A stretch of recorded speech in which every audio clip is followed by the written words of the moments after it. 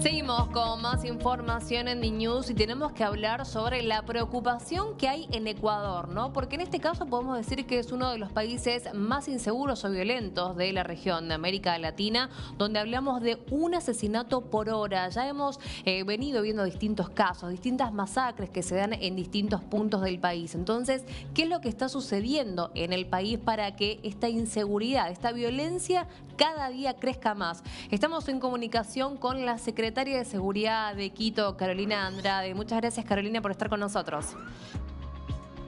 Hola, muy buenas tardes, un saludo y un gusto poder acompañarnos. Carolina, hablemos acerca de esta situación, ¿no?, que está viviendo el país, que está viviendo Ecuador, donde los números hablan por sí solos, genera preocupación, miedo o temor. ¿Cuáles son los factores y por qué en estos últimos años estas cifras han crecido? Bueno, hay varios elementos que hay que poner en el análisis. El crecimiento desenfrenado de la violencia en Ecuador no puede responder a una sola causa.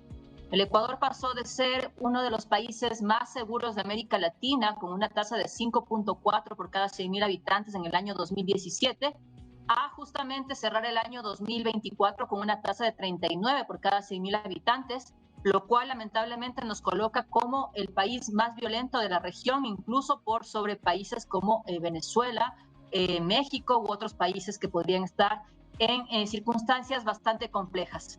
Ahora, ahí hay varios elementos, como decía, un elemento estructural fue lamentablemente la visión de desmantelar las instituciones del Estado, es decir, eliminar entidades que tenían a su cargo la rectoría de la política, pero también la rectoría de la política pública, me refiero, pero también la rectoría del manejo de los recursos que tenían que ser invertidos en los órganos de seguridad. Y eso es lo que lo estamos viendo ahora de manera muy evidente.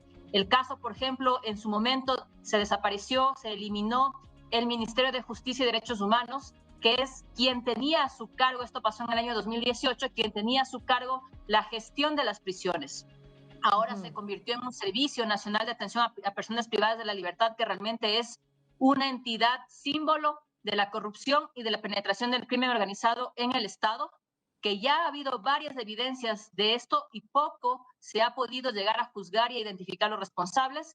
Y esto también, como decía, esta institucionalidad que ha sido eliminada lamentablemente por una visión de eliminar al Estado, de eliminar al Estado obeso, ahora de este supuesto Estado obeso, ahora también viene reflejada en una reducción presupuestaria y lo podemos ver claramente en el sector seguridad, que ahora tiene un presupuesto muy reducido y aparte del presupuesto reducido que maneja el Estado central, también existe una ineficiente gestión de los recursos, una ineficiente inversión de estos recursos. Solamente el año pasado, para poner un ejemplo, solo se invirtió el 45% del presupuesto que le había sido asignado a este sector. Mientras tanto, seguimos viendo en las calles a policías que no tienen el suficiente equipamiento, a unidades de policía comunitaria que están totalmente en el abandono, justamente en el área de Nueva Prosperina, en Sociovivienda, donde fue la masacre el día de ayer, totalmente abandonadas estas unidades de policía y el Estado totalmente desmantelado sin saber cómo abordar esta crisis de seguridad que requiere de acciones urgentes, pero también acciones integrales. Ahora, usted recién lo mencionaba, ¿no? La policía, las condiciones que tiene la policía ecuatoriana en este caso. ¿Cómo se puede explicar la situación de la policía, pero también el fortalecimiento de estas bandas criminales en todo este último tiempo? Bueno, por un lado, como decía, la inversión en policía no ha sido la suficiente. Lo estamos observando día a día en las calles.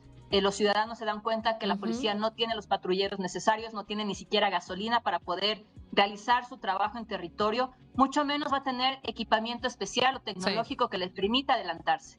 Y por otro lado, hemos visto que la violencia que estaba en las prisiones se ha ido cada vez más trasladando a las calles. No ha habido una acción integral. Lo único que se ha propuesto del lado de quien comanda a la policía y las Fuerzas Armadas, en este caso el presidente de la República, ha sido una respuesta de mano dura que lo que ha hecho es enviar a policías y militares que no están equipados a que estén en los territorios, pero sin que pueda haber una intervención mucho más integral con otras entidades estatales para recuperar, por ejemplo, los servicios de salud, para recuperar las escuelas que han tenido que cerrar en zonas de alta conflictividad, que justamente una de las razones que estamos viendo de tantos jóvenes y tantos niños que son reclutados por estos grupos de delincuencia organizada es que ya no están en el sistema educativo, y cuando están en el sistema educativo es tan frágil, tan débil, que lamentablemente el sistema público, que lamentablemente incluso dentro de las unidades educativas son reclutados para propagar sus redes de criminalidad y también de expendio de sustancias sujetas a fiscalización. Así que ese enfoque integral, que no es de ahora, sino que se viene reclamando ya durante varios años a que tome acción el gobierno nacional, no existe. Claro. Y eso lo vemos también en las cifras que se están revelando. Para inicio de este año tenemos ya 1.621 personas que han perdido la vida producto de homicidios, que ese es el récord del inicio de año más sangriento que ha vivido el país. Y eso nos muestra que la estrategia o el denominado Plan Fénix, que hasta ahora nadie de nosotros lo conoce porque nunca fue presentado en sus líneas estratégicas generales para conocer y poder realizar una evaluación y seguimiento, pues no está dando los resultados que se estaban esperando porque es algo que no existe y algo que no se puede evaluar en el tiempo sus resultados y su impacto. Claro, entonces, ¿no? ¿De cuánto han servido estas políticas del presidente Noboa, en este caso, del estado de excepción, del conflicto armado interno?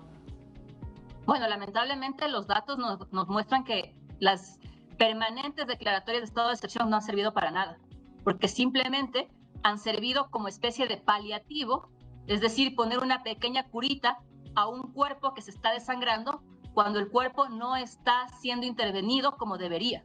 Y eso es lo que se viene también reclamando, que solamente con los estados de excepción lo que se ha buscado es generar un efecto político, mediático, de decir se está haciendo algo, pero eso no ha venido acompañado de inversión, ni para la fuerza pública para que pueda tener mejores condiciones para enfrentar a los criminales y tampoco para poder invertir en el eje social. Como digo, coincidencialmente, entre comillas, las zonas más afectadas por la violencia son las zonas de mayor vulnerabilidad social y económica, es decir, donde mayor desempleo tenemos, donde mayor deserción escolar de los jóvenes y niños tenemos de las escuelas, donde más la gente se encuentra en situación de pobreza y extrema pobreza, donde los servicios básicos son inaccesibles, donde incluso no tienen agua potable. Durán es un ejemplo de eso. Durán es una ciudad que no tiene acceso a agua potable. Y todo eso son elementos que confluyen a que los grupos de delincuencia organizada sean ellos los que reemplacen al Estado y sean ellos los que ofrezcan condiciones de seguridad, condiciones de vivienda, les ofrezcan trabajo, les ofrezcan empleo a los jóvenes, a los niños, para que se involucren en estas actividades criminales. Y por otro lado, una visión que solamente ha premiado el encarcelamiento, o al menos ni siquiera el encarcelamiento, porque ni siquiera llegan a ser juzgados ante la justicia, solamente la aprehensión de personas. Nos presentan resultados de 10.000, 20.000 personas aprehendidas, pero cuando vamos a ver, ninguna de ellas ha sido parte de un acto de juzgamiento, cuando por otro lado aproximadamente 3.500 millones de dólares se lavan en el sistema financiero producto del crimen organizado en Ecuador, y ese dinero no está siendo identificado a través del sistema antilavados. Tenemos una unidad de análisis financiero que el gobierno le ha dado $44.000 de recursos de inversión. Es decir, con eso no se puede trabajar en sistemas tecnológicos y tampoco de bases de datos para poder identificar esas redes de criminalidad.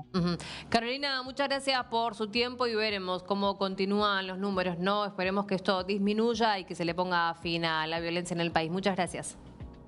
Gracias a ustedes.